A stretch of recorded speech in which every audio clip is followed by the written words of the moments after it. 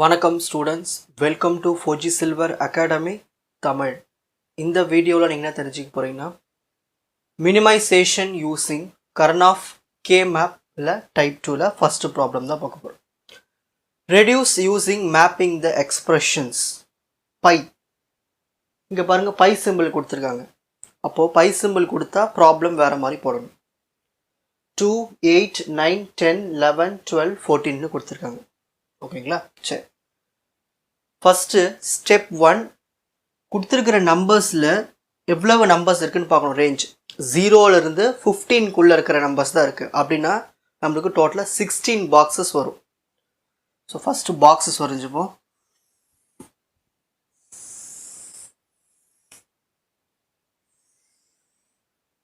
So டோட்டலாக 16 boxes வரையணும்.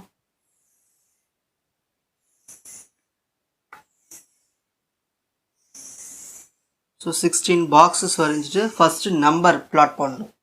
So சைடில் சின்னதாக 0, 1, 2, 3 இப்படி தான் பிளாட் பண்ணணும். நம்பர் 0, 1, 2, 3.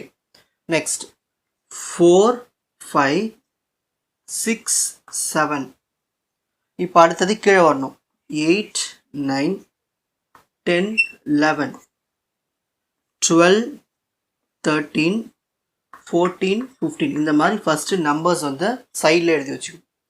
எழுதிட்டு இங்கே வந்து டோட்டலாக 16 பாக்ஸஸ். ஒரு 16 பாக்ஸஸ்க்கு வந்து நம்ம லெட்டர்ஸ் வந்து ஏபி யூஸ் பண்ணணும், சிடி யூஸ் பண்ணணும்.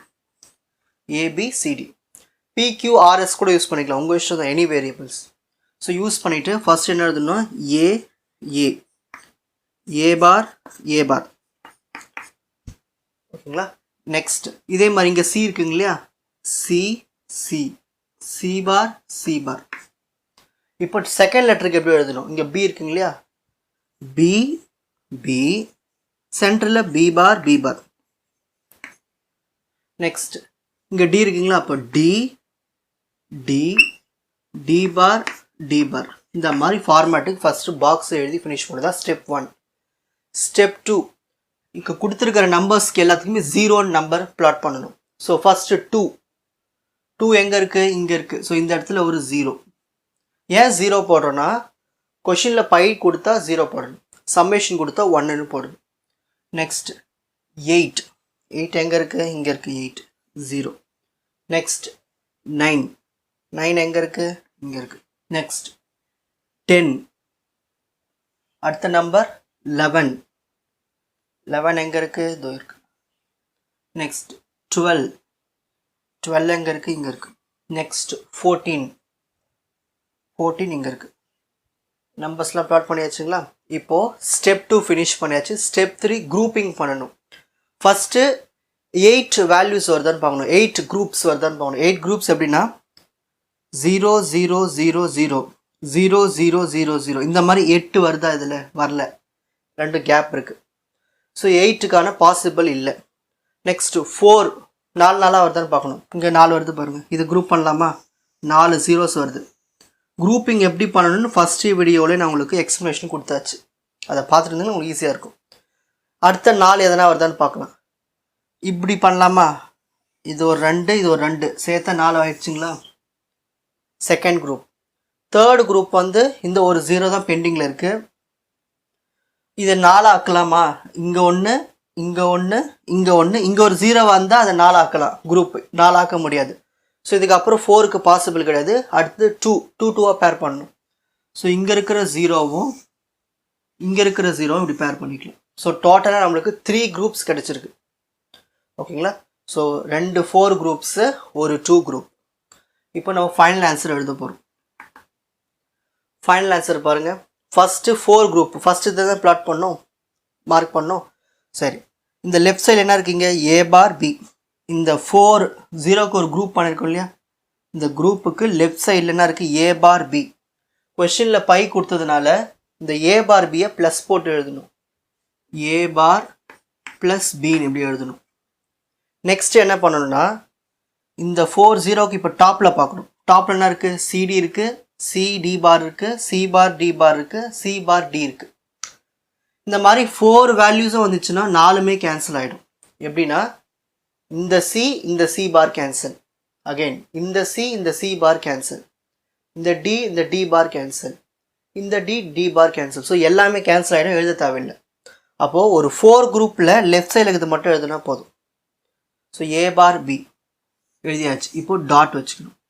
டாட் வச்சுட்டு இப்போ அடுத்த குரூப் எங்கே இருக்குது? இது ஒரு 4 இருக்குது இல்லையா? இந்த பக்கமும் இந்த பக்கமும் இவங்க எல்லாமே 4.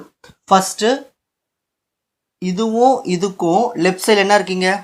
A bar B bar, A bar B. இதில் எது கேன்சல் ஆகும்னா பியும் B பாரும் கேன்சல் ஆகிடும். அப்போ காமனாக யார் இருக்கா? இங்கேயும் A பார் இருக்குது, இங்கேயும் A பார் இருக்குது. அப்போ ஒரே ஒரு A பார் மட்டும் எழுதணும். எப்படி எழுதணும் புரிஞ்சுதுங்களா? ஸோ இந்த 4 பேரிங் வந்து லெஃப்ட் சைடில் என்ன இருக்குன்னு பார்க்கணும். லெஃப்ட் சைடில் இருக்குது A bar B bar, A bar B. இதில் காமனாக யார் இருக்கா? A பார் மட்டும்தான் காமனாக இருக்காங்க. அதை மட்டும் எடுத்து எழுதிடணும். எழுதிட்டு இந்த B பார் கேன்சல். இப்போது இந்த 4 பேரிங் இங்கே இருக்குது, இங்கே இருக்குது. இவங்களுடைய டாப்பில் என்ன இருக்குங்க? CD. இவங்களோட டாப்பில் என்ன இருக்குது? C பார் D. இவங்க 2 பேரில் என்ன காமனாக இருக்குது? D இருக்குது, இங்கேயும் D இருக்குது, D இருக்குது. ஆனால் இங்கே C இருக்குது, C பார் இருக்குது, அது கேன்சல் ஆகிடும். அப்போ D தான் ரெண்டுத்துலேயும் காமனாக இருக்குது. ஸோ ப்ளஸ் போட்டு Dன்னு எழுதிடணும். இப்படி தான் வந்து மார்க் பண்ணணும். நெக்ஸ்ட் ஃபைனலாக இருக்கிறது தேர்ட் குரூப் என்னது? 0.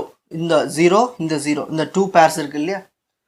இந்த 2 பேர்ஸ் எப்படி எழுதணும்னா ஃபஸ்ட்டு லெஃப்ட் சைடு தான் பார்க்கணும். எப்பவுமே லெஃப்ட் சைடு பார்க்கணும். இங்கே ஒரு 0 இருக்குது, இங்கே ஒரு 0 இருக்குது. இதை தான் நம்ம பேர் பண்ணியிருக்கோம்.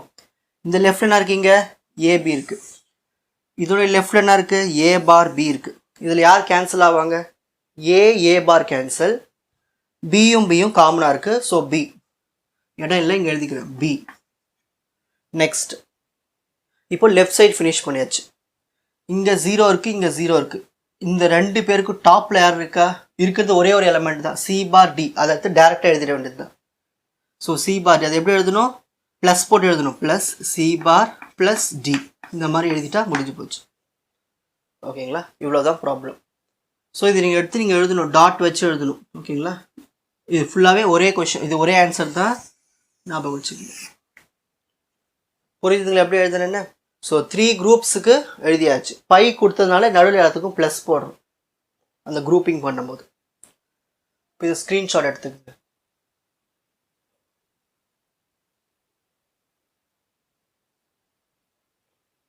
இந்த சப்ஜெக்டினுடைய மற்ற வீடியோஸ்களை குறிப்பிட்ட பிளேலிஸ்டில் பார்த்து பயனடையுமாறு கேட்டுக்கொள்கிறேன். 4G silver academy, strength, success, clarity. வணக்கம்.